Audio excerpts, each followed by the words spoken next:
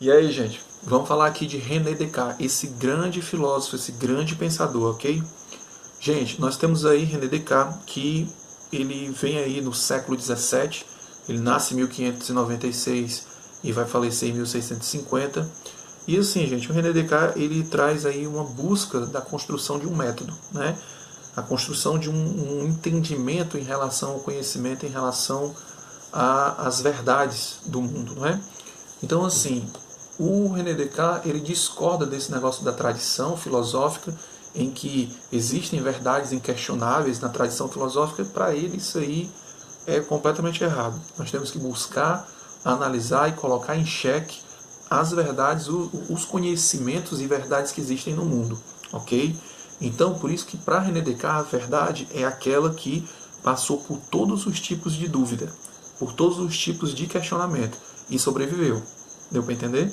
Então, quando nós temos ideias desse tipo, nós temos ideias que são de fato verdadeiras, né? Por exemplo, o próprio penso logo existo é um exemplo disso. A gente pode duvidar de tudo, menos da própria dúvida e menos de nós no momento que nós estamos duvidando ou pensando, não é? Então, nós podemos duvidar de tudo menos da dúvida, certo? Então, assim, nós temos dois textos muito importantes do René Descartes, dois livros, né? Que é o Discurso do Método, maravilhoso, e que vai falar do seu racionalismo, né, e das ideias inatas existentes ali que são fundamentadas pela razão, não é? E nós temos aí também as regras para a orientação do espírito, beleza? Então, assim, gente, o racionalismo cartesiano, ele acredita nas ideias inatas e é fundamentado pela razão, certo?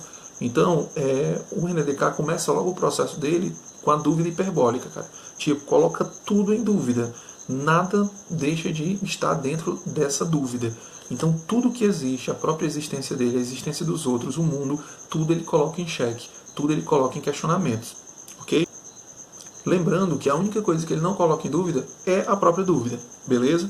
Então, assim, gente, nós temos o método cartesiano. E como é que o método cartesiano da dúvida hiperbólica, do questionamento, da busca de uma verdade, de fato, né, acontece? O primeiro momento é a coisa, a ideia, né, aquilo que é verdadeiro, entrar no funil da dúvida.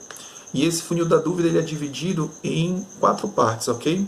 Então vamos lá, gente. Nós vamos entrar aí na dúvida metódica, né? Funil da dúvida ou dúvida metódica. Então vamos lá. O primeiro momento é a evidência, o segundo momento é a análise ou divisão, o terceiro momento é a ordem e o quarto momento é a enumeração ou a revisão do processo, beleza? Então, eu vou estar colocando aqui agora na tela a imagem aí do funil, certo? E aí você percebe a seguinte coisa: a única partícula aí que vai passar na enumeração, a única ideia é de fato as ideias indubitáveis, ou seja, que não tem como duvidar, cara. Tu tá entendendo? Então, assim, essas ideias, elas são as únicas que passam por esse funil. Ideias em relação a questões da natureza, a questões amorosas, né, fenômenos da natureza, né, enfim, questões emocionais, não vai passar. Vai passar, de fato, as questões referentes às ideias, né, e as ideias que são ali inquestionáveis. É justamente essas ideias indubitáveis, inquestionáveis, que não tem dúvida, que vão entrar nesse funil e vão passar por esse processo do conhecimento, beleza? Todos os outros conhecimentos ou ideias que não conseguem passar nesse funil vão ser chamadas de dubitáveis, ou seja, que há dúvida. Tranquilo? Beleza. Então, assim, depois da enumeração, quando o pensamento, vamos dizer, né, o pensamento, a razão, o exercício da razão consegue passar por esse funil, o segundo momento é a análise ou divisão. Nós vamos partir esses pensamentos, né, nós vamos partir esse pensamento em vários pedaços. Vamos analisar em vários pedaços, né? Então, dividir o maior número de partes possíveis, sim. Para quê? Para o terceiro momento, a ordenação, né? Nós vamos estudar aí na ordem, né, do mais simples ao mais complexo.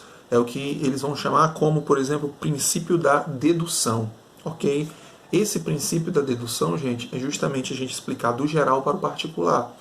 É a retirada de algo daquele contexto complexo e macro, né? Quase como uma abstração daquela confusão toda que é o objeto a ser pesquisado, né?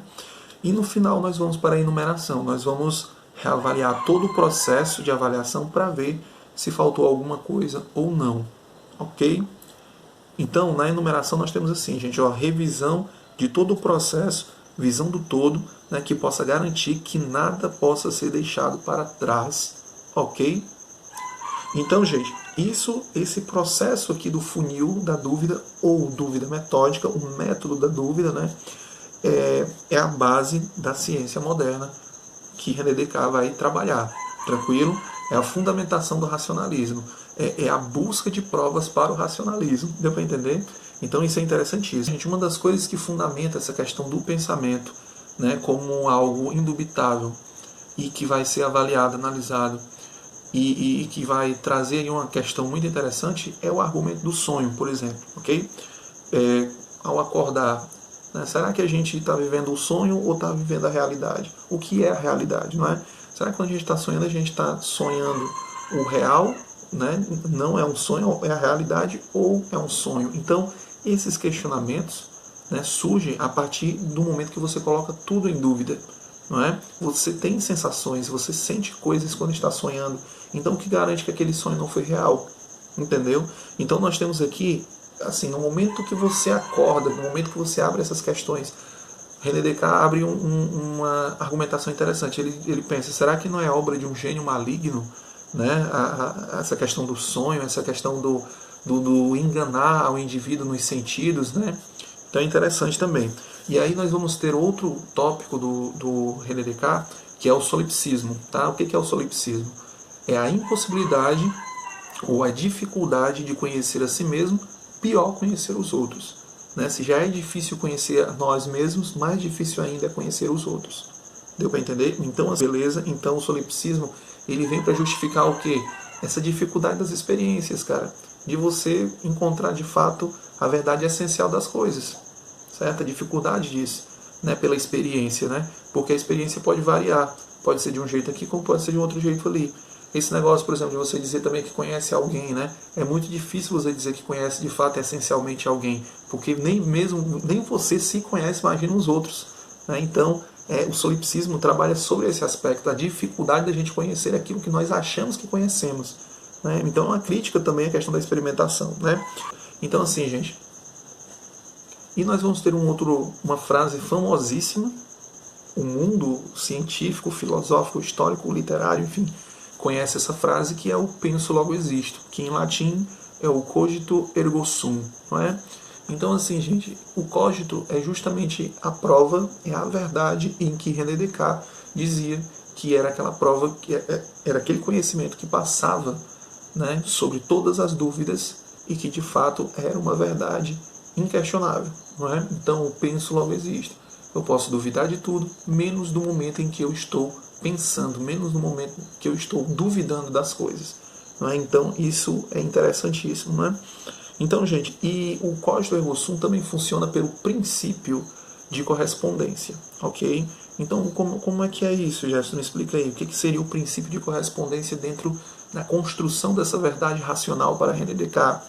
A minha mente só pode pensar aquilo que ela consegue pensar. A mente humana não consegue pensar aquilo que não existe. Ela só pensa aquilo que existe. Então, tudo que a mente humana pensa é possível. E isso é interessante, gente, porque, por exemplo, quando a gente pega um celular, pega certos objetos que há 30, 50 anos atrás só existia na ficção, ou seja, só existia na mente humana, e hoje existem de fato, existem na realidade. Então, René Descartes nesse ponto tem muita razão. O ser humano só é capaz de pensar aquilo que a razão pensa.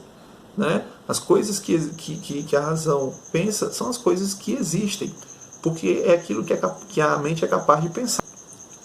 Então, gente, a mente humana só é capaz de pensar aquilo que existe. Beleza? E como é que ele prova isso? Deus. Ele trabalha Deus.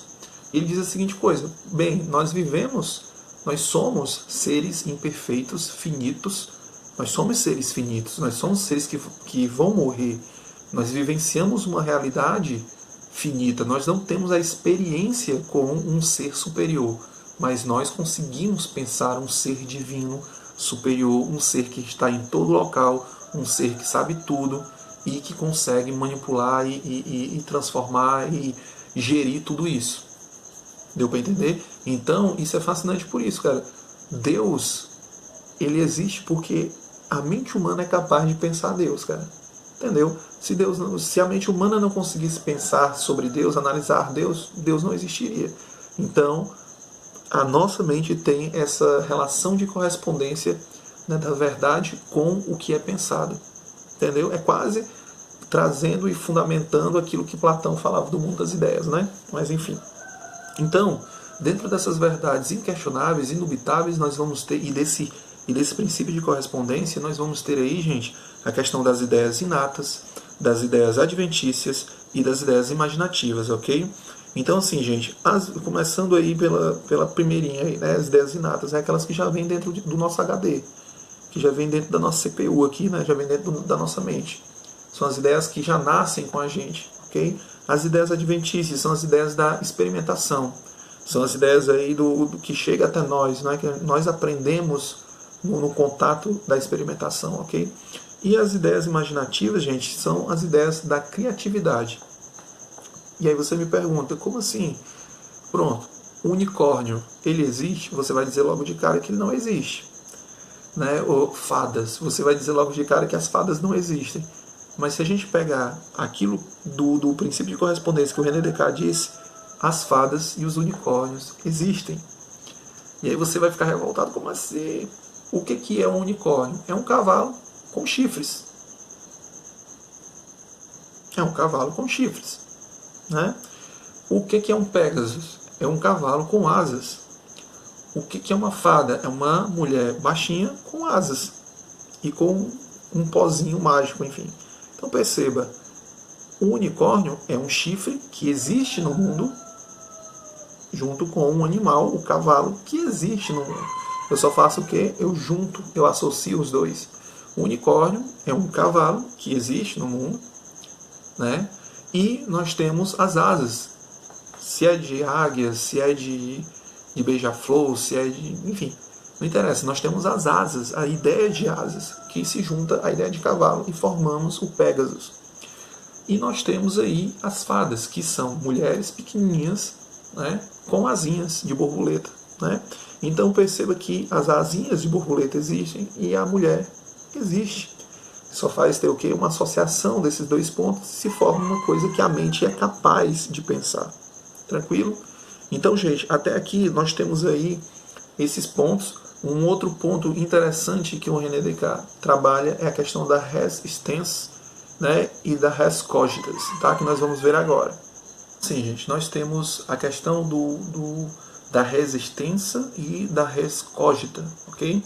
Então, esses dois pontos são interessantes porque eles derivam daquilo que eu falei, por exemplo, do argumento do sonho, da questão do gênio enganador, né, que era um deus enganador, que faz com que a gente acabe acreditando num mundo não existente, ok?